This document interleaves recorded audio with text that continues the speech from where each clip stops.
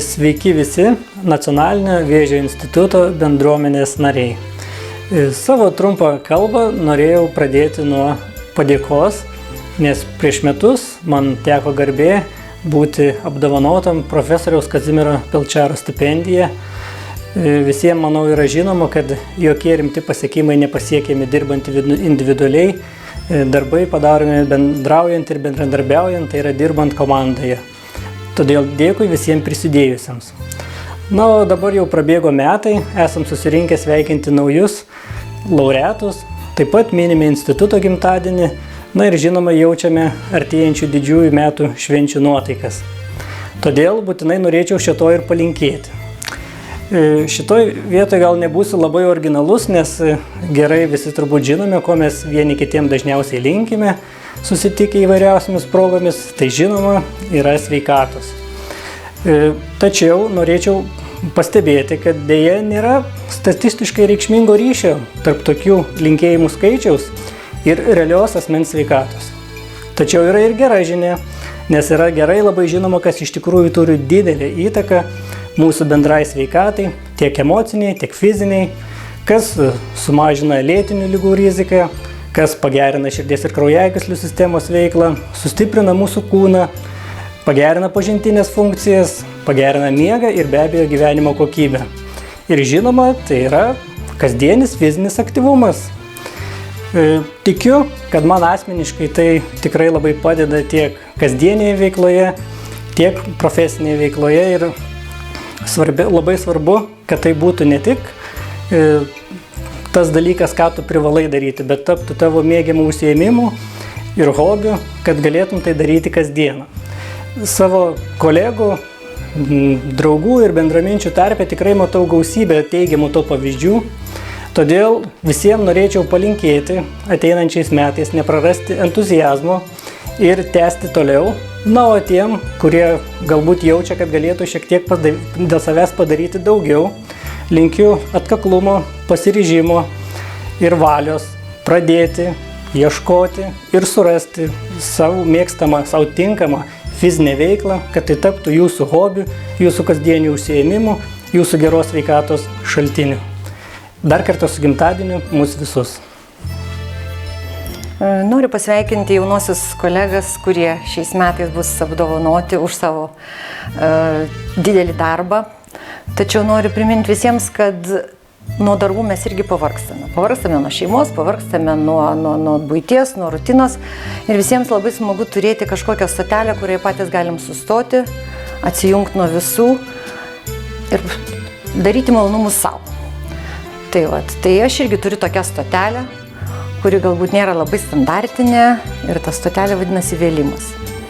Ką tai reiškia? Tai reiškia, kad mes iš mažo kažkokio tai vilnų debesėlio galim sukurti pirštinę, sukurti kepurę, sukurti batus, sukurti švarką. Vienu žodžiu, mes galim sušildyti savo artimuosius, galim sušildyti patys save. Ir tai yra kūryba. Pabėgimas nuo pilnos rutinos. Mokslininkų turbūt labai sunkiai galima būtų apkaltinti, kad jie dirba rutininį darbą. Tačiau yra dalykas, kuris ir mokslininkus kartais užknisa, tai savo rezultato siekimas. Mes siekiam jo ir kartais visą gyvenimą negalim pasiekti to kažkokio apčiuopiamo, ką galėtumėm patys savo padaryti kaip malonumą, kad mes jau turime jį. Vėlimas yra būtent toks. Tu įdedi maksimum kūrybos, maksimum minčių, nes reikia ir suskaičiuoti, reikia ir susidėlioti, ir mintis, ir brėžinius, ir visą kitą, ir tu turi rezultatą. Rezultatas, kuris šildo tavo rankas, šildo tavo galvą, šildo tavo širdį. Tu gali padovanoti kitiems, tu gali pasidaryti savo. Vėlimu aš užsikabinau už vėlimo turbūt prieš 15 metų, kai nenorėjau likti visiškai tokiam paprastam formate, padaryti nykštuko kaukę savo sūnui darželyje. Man prireikė veltinių raudonų batų su riestais galais. Tai va, ir užsikabinus jau esu, kaip matot, virš 15 metų. Ir tai labai šildo. Ir šildo ne tik tai save ir artimuosius, bet galima sušildyti ir plačiau. Pernai su kolegėmis vėlėjomis mes įsijungėm netgi tokį šildymo projektą Sušildyk Ukrainą. Ir kiekviena nuvėlėm netgi po kelias poras batukų, kojinių ar tapukų, kurios buvo siunčiamos į Ukrainą žmonėms, kurie tuo metu buvo ir be šildymo, ir be elektros. Ir netgi dabar jau praėjus metams, tai tikrai jau šildo vien ta mintis, kad mes patys galėjom tą padaryti. Tai visiems, kurie ieško tokios stotelės nuo rutinos, nuo bėgimo kasdieninio mūsų, tai siūlau pagalvoti ir surasti savyje būtent tų jėgų, kaip surasti veiklą, kuri šildytų tave patį. Ir linkėdama, kadangi šventės ateina, visi linki šilumos kitiems ir taip toliau, aš noriu palinkėti jums kiekvienam, sušildykim kiekvienas patys save. Nes tik tai būdami pasikrovę, pailsėję, su nauja energija, su naujais motyvacijos kažkokiais tai norais mes galime tikrai duoti ir kitiems. Tai būkime visi laimingi, būkime visi šilti ir sėkmės darbuose. Mėly kolegos, kai Juventa pakvietė papasakoti apie hobius, pagalvojau, kad čia turbūt per skambus pavadinimas. Juk tai, ką mes vadiname hobiu, tai greičiausiai toks yra būdas susikurti nuotykį. O natūralus žmonių smalsumas, matyti, padaro mus atvirus nuotykiui.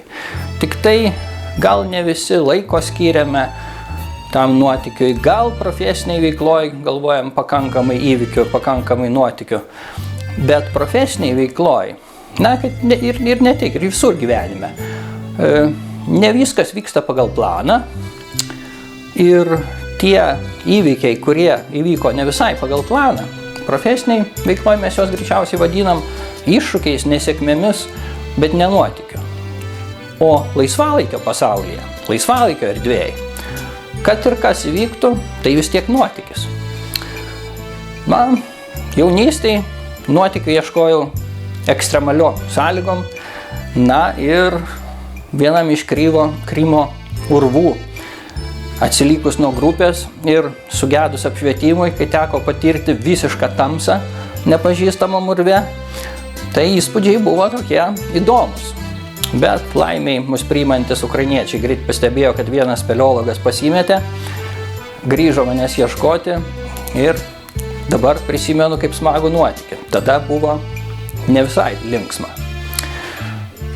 Išbandžius vertikalius urvus, kai pirmą kartą teko leistis į tokį butelio formos urvą, maždaug 40 metrų, tai prasileidus butelio kakliuką ir urvui išplatėjus, pakibus ant tokios pakankamai plonos virvės, irgi norėjus kuo greičiau pasiekti žemę. Bet beskubant išryškėjo visos klaidos, kurių nepavyko išryškinti per treniruotės, kadangi per treniruotės leisdavos tik tai į 5 metrų aukštį. Tai nusileidus irgi labai smagiai pasijutau. Vėliau pabandžiau nardymą su suspausto oro balionais. Lietuvos ežerai, žinoma, neprilygsta skaidrumui, pietų jūrų skaidrumui, bet galima rasti labai įdomių dalykų. Galvės ežere su draugais buvom radę artilerijos sviedinį, nesprogusi. Nusprendėm patys jo netraukti, pranešėm tarnybom ir jau svarstėm, ar išminuotojai trauks iš vandens sviedinį ar sprogdins vietoj. Deja pasirodė, kad tai mokomasis sviedinys, taigi fejerverkų neteko matyti. Bet nuotykius galima sukurti ir paprastesnėm sąlygom, paprastesniais būdais. Su draugais kas savaitę lošiam preferansą. Visiškai nedaug reikia, kortų kaladės. Bet ten būna įvairiausių smagių nuotykių, nes svarbiausias komponentas tokiam nuotykiui yra būtent ta gera draugų kompanija. Taigi noriu visus pakviesti, pasiryžkim skirti laiko nuotykiui. Ir linkiu kuo daugiau kuo smagesnių nuotykių. Sveiki, kolegos. Sako, laimingas žmogus yra tas, kuris iš ryto su džiaugsmu išeina į darbą, o po darbo su džiaugsmu keliauja namo. Tai ką jūs prieš save matote? Prieš save matote laimingą žmogų. Kokia tos laimės paslaptis ar receptas, aš pilnai neatskleisiu, bet didžiąją dalim prie to prasideda ir kelionė į darbą ir iš darbo. Mano atveju jinai vyksta su dviračiu. Sako, kad važiavimas dviračiu yra 16 kartų pigesnis nei automobiliu. Sako, kad važiavimo dviračių nauda, rizikas viršė 21 kartą. Bet kodėl aš važiuoju dviračiu? Važiuoju, nes man patinka vėjas laukuose. Nedaug laukų liko, bet vėjo tikrai yra. Dviratininkai turi tokią taisyklę, kad teisingas dviračių skaičius, kurį turi turėti, yra N+1. Kas yra N? N yra skaičius dviračių, kuriuos turi šiuo metu. Tai šeimoje mes turim 14 dviračių, 4 iš jų yra mano. Bet visiškai nesvarbu, kiek jūs turite dviračių. Yra svarbu, kad dviratis važiuotų, kad dviratis rinktų dulkes nuo kelio, o ne nuo sandėliuko. Tai visiems jums aš noriu palinkėti, kad jūsų dviračiai riedėtų ir iki susitikimo kelyje.